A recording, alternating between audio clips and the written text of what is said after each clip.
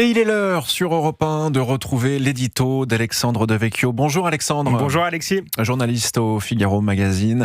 Et ce matin Alexandre, vous nous parlez du Conseil constitutionnel qui a censuré vendredi l'article supprimant les ZFE, les zones à faible émission.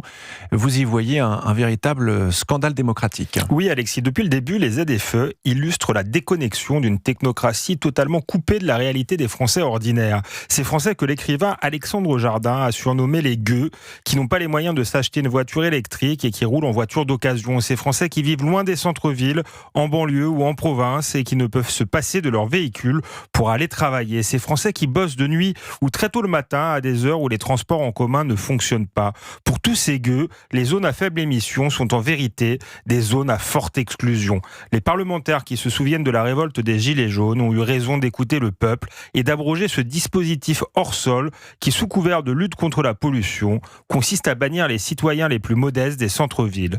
Le Conseil constitutionnel, en s'opposant à la volonté des députés et des sénateurs, réintroduit dans la loi une forme d'apartheid territorial et s'assoit sur la représentation nationale. C'est effectivement un scandale démocratique. Alexandre Devecchio, je vais apporter un petit peu de contradiction. Le Conseil constitutionnel ne fait-il pas finalement que son travail, appliquer la loi? N'est-il pas le garant de la démocratie? Initialement, le Conseil constitutionnel a été conçu pour protéger les citoyens d'une éventuelle dérive autoritaire du pouvoir. En théorie, son rôle devrait donc être minimaliste. Il ne devrait interférer dans la vie politique qu'en cas de menace majeure pour les libertés individuelles. Mais hormis pendant la période du Covid, où il a étonnamment donné un blanc-seing au gouvernement, cela fait bien longtemps qu'il a outrepassé sa mission initiale et s'est arrogé un rôle politique. L'abrogation des ZFE était approuvée par une majorité de 8 Français sur 10. En les supprimant, le Parlement ne faisait que suivre la volonté du peuple. Avant-hier, 9 personnes non élues ont donc décidé contre des dizaines de millions de Français et contre le Parlement, censé les représenter légitimement. J'insiste, c'est un déni de démocratie. Et ce n'est pas la première fois.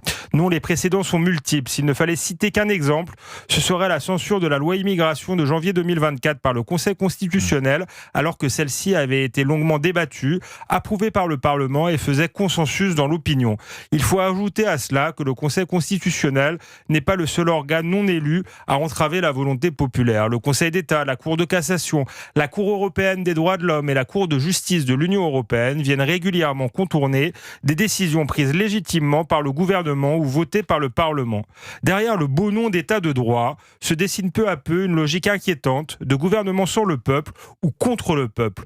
Comment s'étonner dès lors que les Français n'aient plus confiance dans leur système politique et se tournent vers des partis dits populistes? Seul un référendum portant sur une réforme constitutionnelle d'ampleur peut inverser cette logique. Encore faudra-t-il respecter le résultat du vote. Merci beaucoup Alexandre. Merci Alexis. Devecchio. C'était votre édito ce matin sur Europe 1, édito qu'on peut retrouver d'ailleurs sur l'application et le site europe1.fr. Bon dimanche à vous. Bon dimanche.